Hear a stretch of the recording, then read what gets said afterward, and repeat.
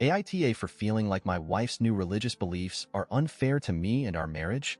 My wife, 30F, and I, 30M, have been married for a few years, and up until recently, religion wasn't a significant part of our lives. I've always considered myself agnostic, and my wife wasn't particularly religious either when we first got together. However, about 6 months ago, my wife started getting more involved in Catholicism, and it's been causing increasing tension in our relationship. The main issues revolve around sex and contraception. Because we're not married in the church, she now believes that we shouldn't be having sex, even though we're legally married. She also wants to stop using contraception, which makes me really uncomfortable because it feels like it's forcing me into a position where having children becomes almost inevitable, a path I'm not ready or willing to take. I've been struggling with how drastically these changes are affecting our relationship. It feels like religion is suddenly dictating aspects of our marriage that we used to navigate together, and that's really hard for me to accept. I didn't sign up for a life where religious rules would determine such personal aspects of our relationship, and I'm finding it increasingly difficult to reconcile these changes with my own beliefs and values. I care about my wife deeply, but I feel like the dynamic of our relationship has shifted in a way that's unfair to me. I've tried to be supportive, but I can't help but feel that this isn't the life I envisioned for us when we got married. Now on to the next story. Story 2. AITA for cutting my brother out of my life for who he's marrying. Hey, so I'll try to be as detailed as possible and short, but I did fail high school English, so I'm Sean, 27M, and my brother is Devin, 28M. He is marrying Erin, 28F, and she is my high school bully. I say bully, but really tormentor is more accurate. My brother knows this. He went to school with me. He saw it all. I came out as gay my freshman year. I didn't announce it or anything, but I told my friend, and he told someone who told others. When Erin found out, her and her group of friends chose to fuck with me. The things included, innocently enough, pointing and laughing, walking up and saying gay jokes, asking boys to ask me out then laugh at me. To less innocent, like in my sophomore year, they left a razor blade in my locker with a note saying try again after I tried to off myself. Just shitty things until she left my junior year, so I had my senior year to myself, lol. Well, now he brought her over to 4th of July last month and introduced her as his fiancée. Didn't even know they were dating, neither did my parents. They know what she did, and they were surprised at first but decided she must have changed and told me to give her a chance. I was pissed off and distant the rest of the day. Didn't talk to him and just hung out with my cousins. The next day he called me and asked why I didn't talk to him at all yesterday, and I told him he's marrying a raging cunt who wanted me to slit my wrists in the bathroom. Why would I talk to him? And he blew up on me, telling me I have no right to say that about his fiancée, and she isn't the same person. I should judge anyone based off their actions as a kid, blah blah blah. I hung up on him and am not planning on talking to him again until he apologizes. He had my parents call me to tell me they think I really should give her a chance. She's a changed person and has told them sorry for what she did to me in the past. LOL? I didn't get that apology. Who the fuck cares if she says sorry to them? I sure as fuck don't. I told them until she's begging me to give her a chance for forgiveness, they can fuck off with my brother. Well, now as of an hour ago, Erin messaged me a very heartfelt and sweet message which I will copy and paste here. Hey Sean, this is Erin. I'm sorry about my actions in high school, but honestly it was a decade ago. I don't know why you care anymore.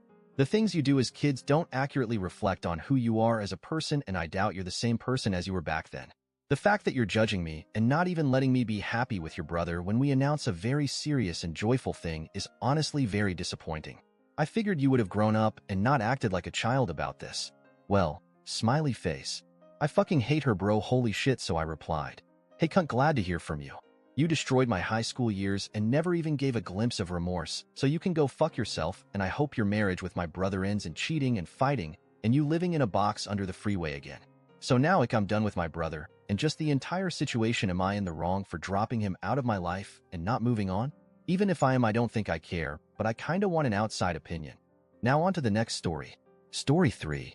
AITA for not letting my ex-husband's new girlfriend have a piece of his mother's jewelry. I, 40F, and my ex, we'll call him Joe, 41M, were high school sweethearts, started dating when we were 17, married at 19, and divorced 20 years later, so going on 2 years now. We have an amazing daughter, Sarah, who is 8, and has adjusted really well to the separation. Joe and I get along great. The divorce was amicable and we're still good friends.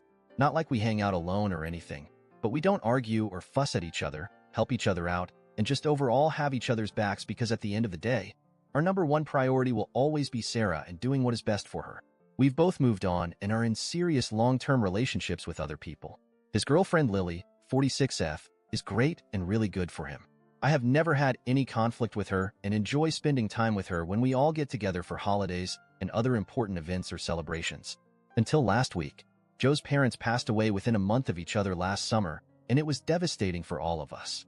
Even though Joe and I had already been divorced for about a year, they still treated me like family and I loved them dearly. Joe and Lily hadn't started dating yet, so she never met them, which is a shame. They were incredible people. Long story to get to the point, but I feel like the background is important. Last week, Sarah got a box in the mail from her aunt who was responsible for dividing up my late mother-in-law's jewelry amongst the kids and grandkids. She had a huge collection of both costume and more expensive fine jewelry. I let Joe know about it, and he explained that some of it was left to me so when he would come over, and we sort through it together. Lily came with him, which was fine. It was extremely difficult, and we were both very emotional, so I'm glad she was there to support him. Here's where I think I may be the asshole. As we were going through the jewelry, we had pulled out a couple of cheaper pieces of costume jewelry for Sarah to have now, and I had picked out a couple of rings, a necklace, and 3 pairs of earrings to keep, knowing that they will eventually go to Sarah as well. Joe and I agreed that the rest of it would be put away in the lockbox that we each have a key to at my house and would stay there until Sarah is older and it goes to her. One of the pieces being put away is a beautiful set of ruby and diamond earrings and necklace that are obviously very real and we believe were passed down from Joe's grandmother. Lily had been admiring the set and making comments about how well it would go with the wedding dress she had been looking at. They aren't engaged, or even with some of her date night outfits. Joe didn't say anything to her in response, and when she put them down, I wrapped them back up and put them along with the rest of the jewelry in the lockbox. Since then, Lily has texted me multiple times asking about them and if she can just borrow them. At one point, she accused me of just wanting them for myself and pointed out that Joe and I were divorced and I didn't have any right to keep them. She has also said that when they get married, the jewelry will legally be part of their marital assets anyway, so I'm just putting off the inevitable. I'm not planning on wearing them, per my agreement with Joe. I'll wear the pieces I picked out and the rest will stay put away for Sarah. I have zero intention of taking any of it out unless it's necessary, and even then, I'll let Joe know what's going on with it. Joe's has been radio silent, and I haven't said anything because I don't want to cause any conflict that could have an impact on Sarah. So am I the asshole for not giving in and letting Lily have some of the jewelry meant for my daughter? TLDR. My ex-husband's girlfriend wants some of the expensive jewelry left to my daughter when his mom passed away, and I wouldn't let her have it and put it away for my daughter instead. Now on to the next story. Story 4. AITA for banning my mom from my wedding after her baby daddy's prank? I love my mom. I really do, but she makes dumb choices. I have a 5-year-old sister, Maddie, who my mom shares with her ex, Jake. Jake is seriously the biggest asshole. Even my mom knows it. He asked her to marry him 3 times, and they never made it to the altar. For some reason, my mom lets Jake in the house all the time.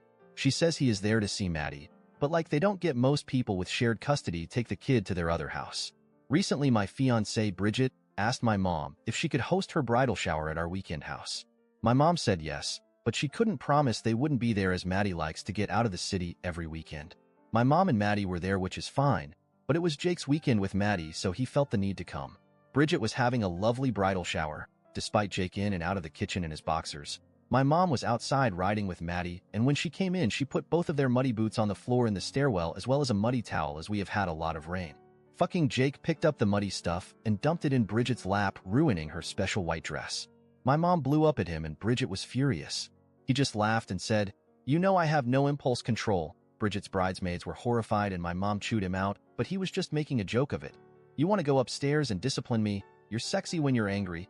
He later admitted he did it because my mom had told him that morning something Bridget said about her years ago that she was still mad about. Bridget demanded I do something, so I uninvited my mom from the wedding.